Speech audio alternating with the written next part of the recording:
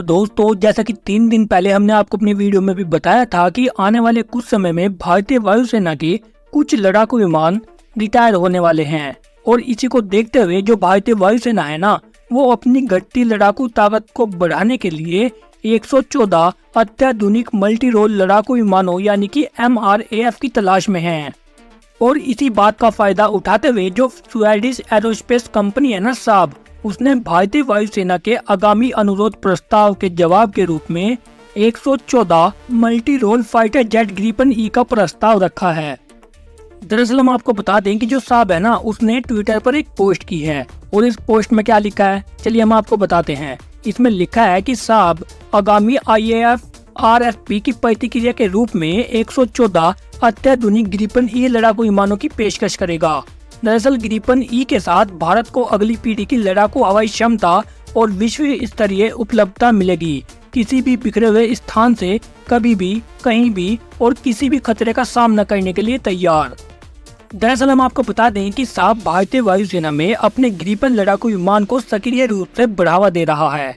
और वहीं अगर बात करें भारतीय वायुसेना को 126 नए युद्धक विमान देने की बोली में राफेल ने ग्रिपन से बेहतर प्रदर्शन किया था।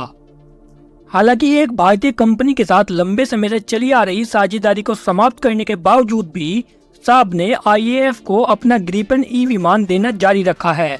और अक्टूबर 2022 में साब ने एक प्रस्ताव रखा था जो कि सीधे तौर पर भारत की मेक इन इंडिया नीति से अपील करेगा, जो परिष्कृत हथियारों के स्वदेशी उत्पादन पर ध्यान केंद्रित करता है। हालांकि जो ये कंपनी है ना साब, इसका इरादा एक स्वतंत्र औद्योगिक आधार विकसित करना है जो न केवल ग्रिपन्स का डिजाइन, विकास और रखरखाव करेगा, बल्कि light combat aircraft LCA MK2 जैसे स्वदेशी लड़ाकू कार्यक्रमों के लिए भी तकनीकी सहायता भी प्रदान करेगा। हालांकि ये सिंगल सीटर 4.5 जनरेशन का एयरक्राफ्ट, जिसे ग्रिपन ई भी कहा जाता है, Lockheed Martin F-21, Boeing FA-18, Dassault Aviation Rafale और यूरोफाइटर टाइफून के साथ भारतीय वायुसेना के लड़ाकू कार्यक्रम के लिए एक शीर्ष दावेदार है। और वहीं दूसरी तरफ जो साब इंडिया के CMD है ना, मैट्स पामबर्ग, उन्होंने कहा है कि ग्रिपन ई दुनिया का सबसे एडवांस बहुउद्देशीय लड़ाकू विमान है। और सबसे अच्छी बात तो ये है कि ग्रिपन को आसान रखरखाव के लिए डिजाइन किया गया है। वहीं दूसरी तरफ साब का दावा है कि उसका विमान अपने नए अधिक शक्तिशाली जनरल इलेक्ट्रिक F414 इंजन की बदौलत सबसे मामूली लॉजिस्टिक समर्थन के साथ अधिकतम परिचालन उपलब्धता प्रदान करता है। दरअसल ग्रिपन को इसके हल्के वजन, कम रडार क्षमता और दुश्मन की हवाई सुरक्षा से पार पाने की क्षमता के कारण एक शक्तिशाली विमान माना जाता है। हालांकि आपको जानकर ये भी हैरानी होगी कि आखिरी बार यह लड़ाकू विमान 8 साल पहले बेचा गया था।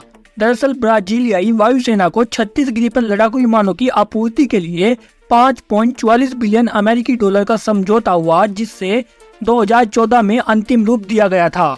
हालांकि हम आपको बता दें कि भारत ने अभी तक आधिकारिक तौर पर RFP जारी नहीं किया है। हालांकि कुछ विशेषज्ञों का मानना है कि स्वीडिश फाइटर अंततः फ्रांसीसी राफेल या शक्तिशाली देशों के अन्य शक्तिशाली दावेदार से हार सकते हैं। तो दोस्तों आगे की अपडेट पाने के लिए चैनल पर हमारे साथ जुड़े रहिए। अगर आपने अभी तक चैनल को सब्सक्राइब नहीं किया है तो प्लीज चैनल को जरूर सब्सक्राइब करें और साथ ही बेल आइकन को भी दबा दें। Thank you very much for watching my video.